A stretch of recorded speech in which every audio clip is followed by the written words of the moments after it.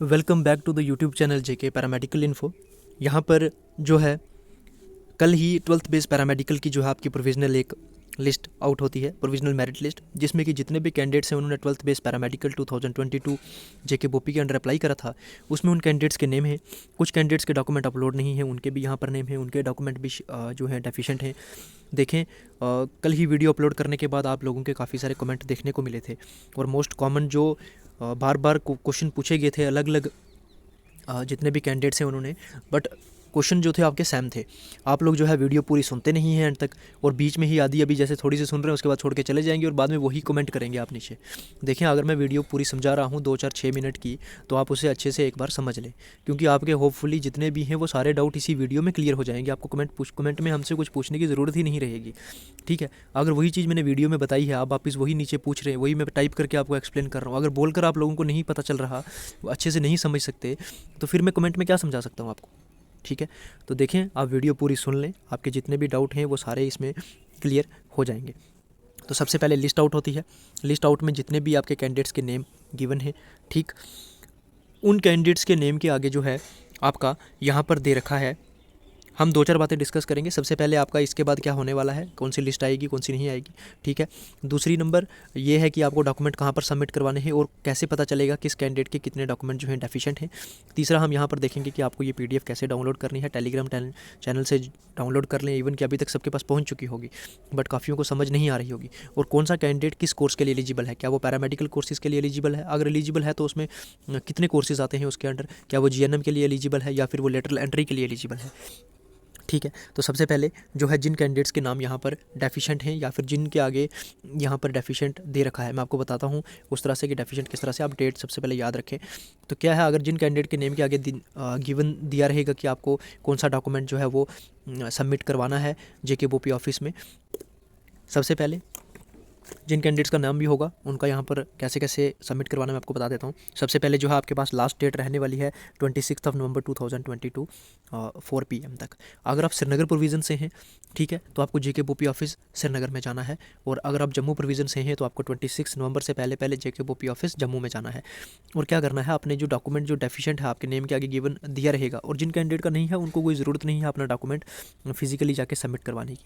आपको जो है उसकी फोटोस्टेट कॉपी जो है अपने डॉक्यूमेंट की जेके बोपी ऑफिस में जाकर सबमिट करवानी पड़ेगी। ठीक है, बाय फिजिकली। ठीक है, कोई भी ऑनलाइन मोड से एक्सेप्ट नहीं की जाएगी। चलिए, अब मैं आपको नीचे ले चलता हूँ, यहाँ पर कौन सा कैंडिडेट किसके लिए एलिजिबल है और क्या क्या पूरी डिटेल्स हैं। सबसे पहले जो है आपका यहाँ पर एप्लीकेशन नंबर होता है, नेम गिवन होता है, देन आपका प्री-12 लिखा है, यानी कि इसमें आपकी 12th की परसेंटेज कितनी है वो दे रखी है। यहाँ पर लेटर एंट्री के लिए, ठीक है, जो कि आपका फीमेल मल्टीपर्पज़ और फीमेल मल्टीपर्पज़ मेल मल्टीपर्पज़, जिसमें कि आप female multipurpose first year second year in दोनों की परसेंटेज जो है अगर आपके पास है तो आपने येस किया होगा और उसकी परसेंटेज यहाँ पर गिवन होगी। देन पीएम पैरामेडिकल कोर्सेज़ के लिए आप लोगों ने येस किया है या नहीं किया है। ठीक है, paramedical courses GNM ANM MRT, ठीक है, इनके बारे में अभी आपसे बाद में डिस्कस करता हूँ। पहले आप देख लीजिए डॉक्यूमेंट डेफिशिएंट का क्या मसला है जो कि आपको सबमिट करवाने हैं। डॉक्यूमेंट डेफिशिएंट में सबसे पहले आता है आपका यहाँ पर दे रखा है D1 D2 D3 D4 D5 D6। ठीक है, फॉर एग्जांपल मैं आपको थोड़ा नीचे ले चलता हूँ जिस कैंडिडेट का डॉक्यूमेंट डेफिशिएंट होगा। फॉर एग्जांपल यहाँ पर जो है कैंडिडेट का D4 है, D4 में अगर आपका डॉक्यूमेंट डेफिशिएंट कौन सा है, आरबीए कैटेगरी, तो इस कैंडिडेट को जो है वो आरबीए अपनी कैटेगरी जेके बोपी ऑफिस में जाके सबमिट करवानी पड़ेगी। इसी तरह से अगर किसी कैंडिडेट के नेम के आगे, ठीक है, इसी तरह से आपके नेम के आगे यहाँ पर अगर दे रखा होगा D1 में D2 में, D1 में दे रखा होगा तो आपको जो है अपना डोमिसाइल सर्टिफिकेट जाकर सबमिट करवाना है। D2 में अगर आपका येस किया होगा तो आपको D2 में अपनी डेट ऑफ बर्थ सर्टिफिकेट जिसमें कि आपकी 10th की मार्कशीट होती है वो सबमिट करवानी है। अगर D3 दे रखा है तो आपको अपनी 12th की मार्कशीट जो है वो सबमिट करवानी है। D4 जो है वो आपकी कैटेगरीज़ के लिए होता है, जितनी भी आपकी कैटेगरी हैं, ठीक है, वो कैटेगरी आपको सबमिट करनी होती है। D5 और D6 वो है जिसमें कि आपका जीएनएम लेटरल एंट्री के लिए अप्लाई किया है, जिन्होंने पहले फीमेल मल्टीपर्पज़ कर रखी है, ठीक है, उनकी यहाँ पर D5 है फर्स्ट ईयर की मार्कशीट के लिए लेटरल एंट्री की, और D6 है आपका फीमेल मल्टीपर्पज़ सेकेंड ईयर की मार्कशीट के लिए। ठीक है, इसी तरह से हाँ, ये देखें D3 में आपको मैंने बताया कि आपकी जो है 12th की मार्कशीट, यहाँ पर MC लिखा है इन्होंने, तो मार्कशीट इस कैंडिडेट को सबमिट करवानी पड़ेगी। इसी तरह से मार्कशीट, इसी तरह से D4 में अगर आपकी कैटेगरीज आती हैं तो PWD कैटेगरी इनको यहाँ पर सबमिट करवानी पड़ेगी। ठीक है, जिस कैंडिडेट के नेम के आगे गिवन है उन्हीं को जाकर सबमिट करवाना है, बाकी किसी को कोई स्पेशल नहीं जाना है, ना ही किसी को कोई ज़रूरत है। ठीक है, सबसे पहले फिर से आपको टॉप पे ले चलता हूँ। अब यहाँ पर आपसे क्वेश्चन नेक्स्ट ये पूछा गया था हमसे कि जो है मैं किस किस कोर्स के लिए एलिजिबल हूँ। तो while filling the application form, आपने उस टाइम आपके पास में 4 ऑप्शन थे। सबसे पहले था PM, जिसमें कि आपका अलग अलग पैरामेडिकल कोर्सेज आते हैं, जिसमें कि आपका एक्सरे, ECG, डेंटल टेक हो गया, ऑप्थल्मिक असिस्टेंट हो गया, एक्सरे हो गया, लैब टेक्नीशियन हो गया, मेडिकल असिस्टेंट, D फार्मेसी, ये सभी 2 ईयर के जितने भी कोर्स हैं ये आपके पैरामेडिकल कोर्सेज के अंडर आते हैं। ठीक है, देन इसके बाद जो आता है आपका GNM, जो कि आपका जनरल नर्सिंग मिडवाइफरी, ये 3 ईयर का कोर्स रहता है आपका सिंगल। ठीक है, देन उसके बाद आती है आपकी ANM में यह है कि आपने येस किया, नो किया। ANM आपने पहले कर रखी है या नहीं कर रखी है, जो कि आपकी 10th बेस पर होती है, जिसमें कि आपका ANM में फीमेल मल्टीपर्पज़ और मेल मल्टीपर्पज़ आता है। अगर आपने येस किया है तो आप लेटरल एंट्री में एडमिशन पा सकते हैं GNM के थ्रू। ठीक है, JKPOP के थ्रू। अगर आपने ANM में नो किया है तो आप भूल जाएं कि आपको कोई भी एडमिशन मिलेगी लेटरल एंट्री के थ्रू अभी। हाँ, अगर आप चेंज करवाना चाहते हैं तो आप 26 से पहले पहले जाकर JKPOP ऑफिस में अपना एप्लीकेशन फॉर्म लेकर जाएं।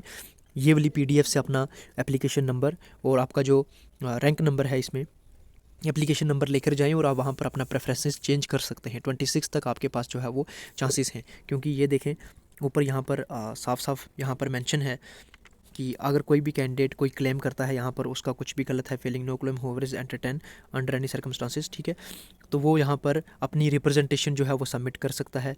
ठीक है, अगर इस लिस्ट में कुछ गड़बड़ है उनके लिए, तो आप एक बार ऑफिस जाएं, मे भी आपको हेल्पफुल रहेगा, आप अपना कोर्स अभी चेंज कर सकते हैं। कल ही एक कैंडिडेट जो है वो पूछ रहे थे कि मैंने नो किया था, तो आपके पास 26 तक का टाइम है, आप एक बार ऑफिस जाकर होकर आएँ, मे भी हो सकता है आपको कुछ हेल्प हो जाए वहाँ पर। तो अगर आपने जो है उसके बाद MRT जो है मेडिकल रिकॉर्ड टेक्नीशियन, इसके अंडर जो कोर्स है आपने इसके लिए येस किया तो आप इसके लिए भी एलिजिबल हैं। ठीक है, तो जब होती है काउंसलिंग आपकी, तो काउंसलिंग के टाइम में जो है तब तक आप अपना मन बना लेते हैं कि आपको GNM करनी है, पैरामेडिकल कोर्सेज करने हैं या MRT में एडमिशन लेनी है। तो काउंसलिंग के टाइम में अगर आपको पहले बुलाया जाता है, आपका रैंक ऊपर आ जाता है, तो आप आराम से जो कोर्स आप डिज़ायरेबल रखते हैं अपना, उस हिसाब से आपको एडमिशन मिल जाएगी उसमें। ठीक है, अब आपका लास्ट क्वेश्चन है कि इसके बाद क्या होगा। अभी 26 नवंबर तक जो है आपके जितने भी डॉक्यूमेंट एफिशिएंट हैं वो एक्सेप्ट किए जाएंगे, जितने भी क्वेरीज़ हैं वो एक्सेप्ट की जाएंगी।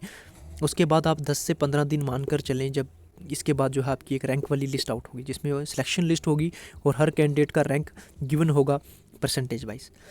ठीक है, जब वो लिस्ट आउट हो जाएगी उसके बाद जो है आपकी काउंसलिंग डेट्स आउट होंगी, क्योंकि इसके बाद जो लिस्ट होगी उसमें रैंक तो आ जाएंगे आपके। फिर काउंसलिंग डेट्स में ये होता है कि आपके रैंक वाइज आपको काउंसलिंग के लिए बुलाया जाता है।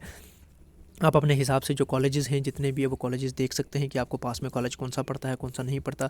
कॉलेज वाली जो है वो हमने PDF और वीडियो पहले ऑलरेडी अपलोड कर दी है, अगर आप चाहते हैं तो फिर से हम एक बार उसकी वीडियो जितने भी कॉलेजेस हैं वो हम आपके सामने डाल देंगे।